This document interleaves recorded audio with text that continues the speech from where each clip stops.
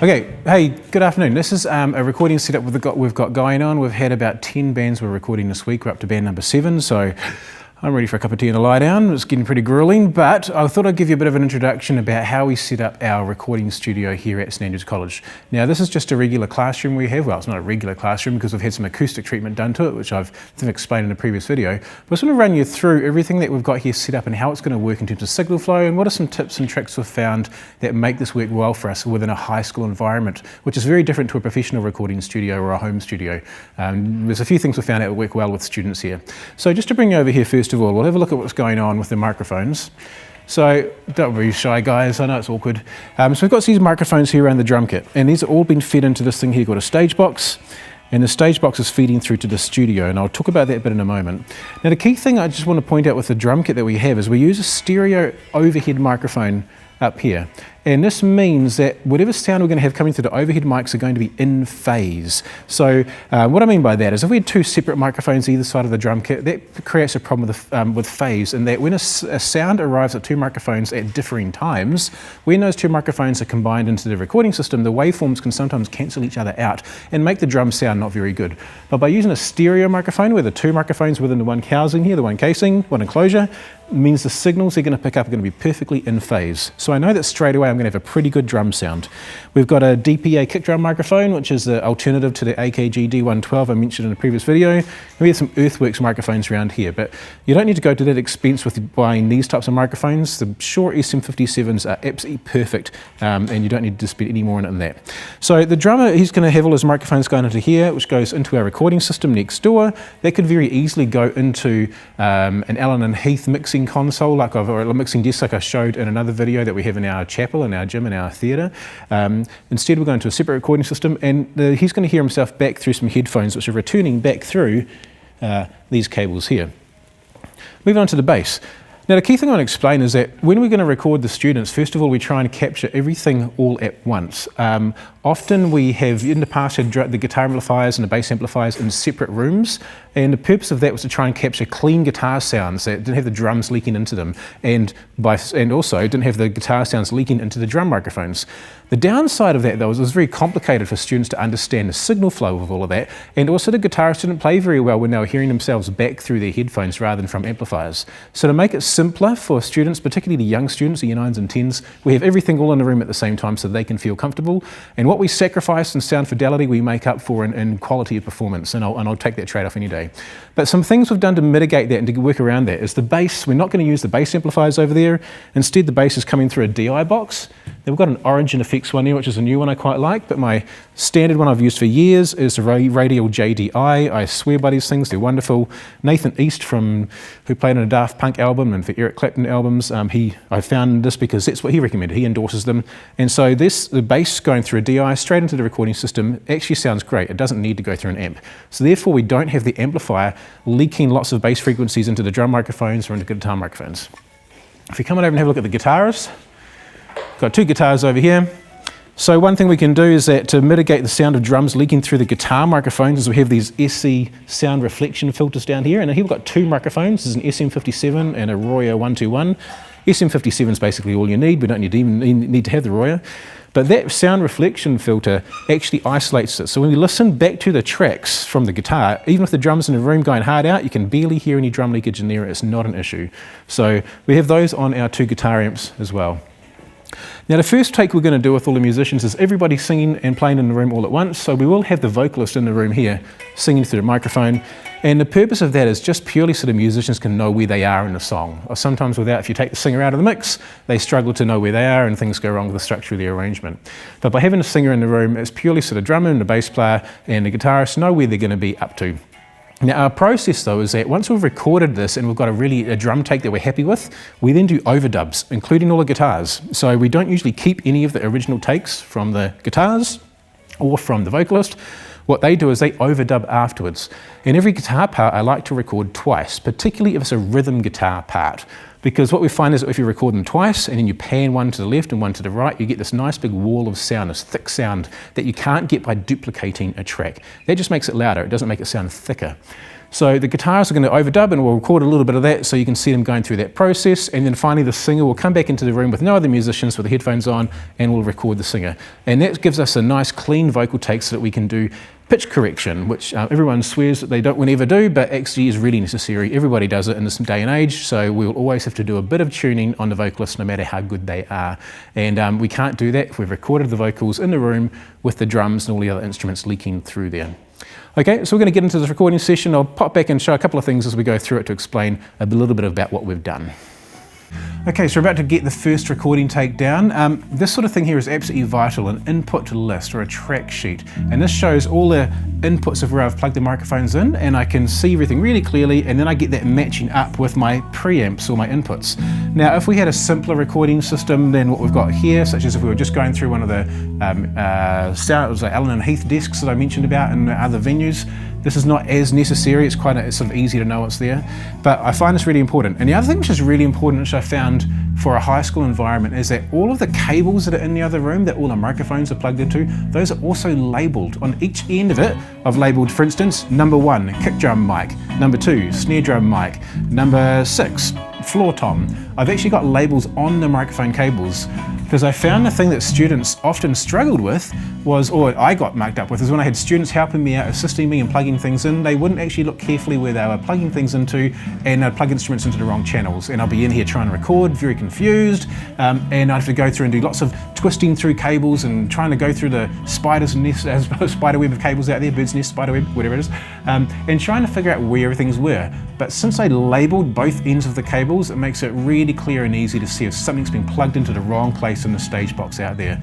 That has saved me so much grief. So really important teaching tip, with all of your cables, get them labeled with the numbers and use the same cables for the recording system all the time. It does mean I have to have a dedicated box of cables that we only use for recording, and then I have other cables separate for various random things we do around the department. So that's the downside of it. It costs a bit more to do that, but it saved me a lot of grief. So at the moment, the band's just doing a bit of a warm-up next door, and I can see that I've got all the tracks coming through here. My guitars are working fine, and these guys are about ready to do their first take. Okay, so the band are currently doing their second take through next door. The first take is pretty good, but there are a few issues with it, so I just worked with them a bit on clarifying their structure, just cutting out a few little bits that didn't kind of make sense to try and create a bit more intensity towards the end of the piece. So at the moment, we're primarily focused on just getting a good drum recording still. Maybe if we get a good bass recording, that's cool, it's a bonus. But the bass is easy to overdub as we're going through a DI box, there's no amps in the room. So primarily just making sure the drums are good, and once that's done, we'll move on to overdubbing the guitars and the vocals. Okay, so now we have the band here. I'm going to put them really awkward, so now we're moving to the overdub phase. This is now got our first rhythm guitarist through next door, and he is recording his rhythm guitar part, double tracking it, so this way we get a clean guitar take without any drum leakage. Not that it was much of an issue anyway, but with rhythm guitar parts, as I said before, it's great to be able to have them both there and to be able to pan them left and right to get a nice thick sound. Okay, so we've finished the recording session. I just want to give you a quick overview of what we ended up having here. Now, these tracks are all going to be available for you to download for free to use within an educational environment. So if you're a teacher, you can use these with your students for teaching the process of mixing if you're following through with this video series. It's not for profit. Please don't share this online anywhere, but you do have permission to use this within your school classrooms for educational purposes. Okay, so first thing we have is our drums, and at the moment I've got my tracks grouped into folders. Really important way of working with the tracks, because we can see we ended up with 40 tracks in this session, but by using folders we can make it a lot easier to manage. So let's have a look at the drums first of all. This is what we recorded first of all with all the band in the room together.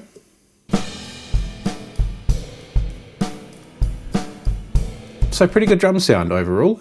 We do have a bit of the guitars leaking through to them, but it's nothing that's going to make it hard for us to mix. There's no real issue there. So I'm going to just collapse that folder. We had our bass, which is recorded via a DI box, so it's a clean sound. Just a clean bass with nothing else leaking through it. Then we had our electric guitars. Now these are a bit more complicated, and that in here, what we're looking at the moment are the overdubs. If I just unhide at the moment, we can see we've got that track which I've highlighted there, and then that one down there. Those were the guitar tracks that we recorded with the drums in the room. So pretty good tracks, no real issue with them. A little bit of leakage, but on the whole, I just find it better to not use those ones. I'll go and hide them again. Instead, what we did is we then put the guitarists in there to go and record their parts twice. We started off with Sam on the rhythm guitar, and he recorded his parts twice, and they sound like this.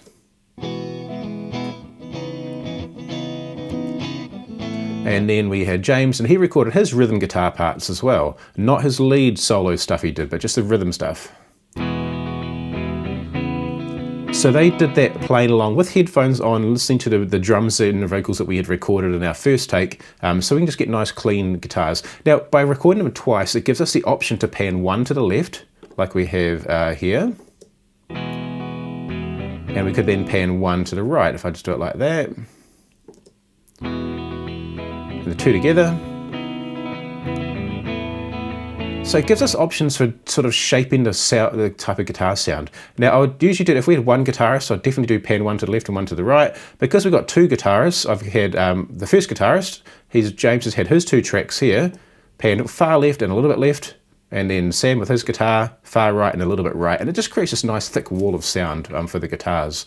Then we moved on to the solo guitar part. So because the guitar solo becomes the melody at that point, that is just recorded once and it's panned down the middle. If I just expand it for a moment.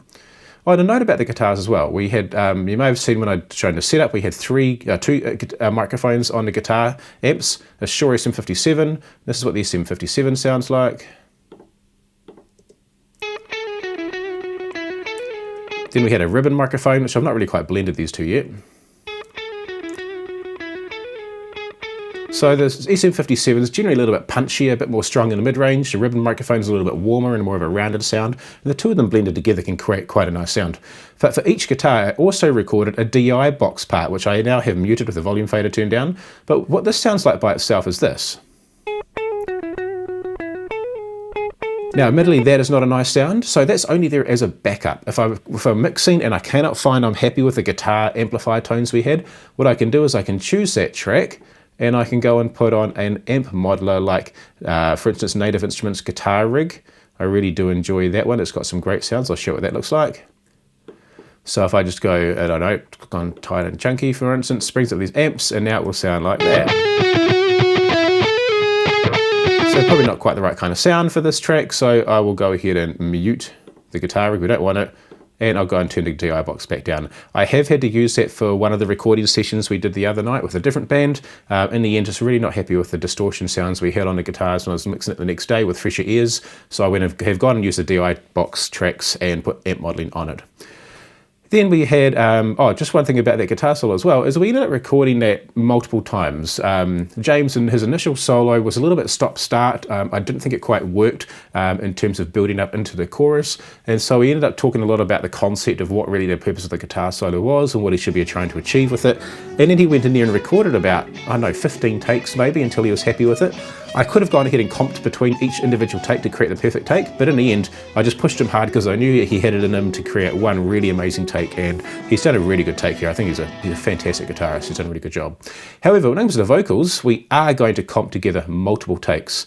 When it comes to overdubbing the vocals, I always record one full take that we can see down here at the bottom, take one, and we never keep anything from that. It ends up just being the guide going through the session. As you can see here, we've had a little bit of take 3 for the part, then a bit of take 4, then we had a couple of other takes in here, take 7, take 8, take 10, and then the last section finished up in take 15. And that last section is Chantal, which is then sort of ad-libbing over the final chorus, and it sounds like this. I'm a part of me dies, get out of my mind. So I wanted her to go somewhere different for the final double chorus. The final double chorus in this part here. Initially she was just singing it the same as every other chorus, and this needed to go to a different level for the final track. So we decided to record some backing vocals throughout. So every chorus ended up having her singing these backing vocal parts. All wrong, can't do this no more. Don't wanna deal with you and with those there, we could then have her do ad-libbing. So So the backing vocals were recorded twice. It's just the same part. If we had more time with this track, we would have recorded some harmony parts, and I would have recorded each harmony part twice and panned those left and right like we did with the guitars.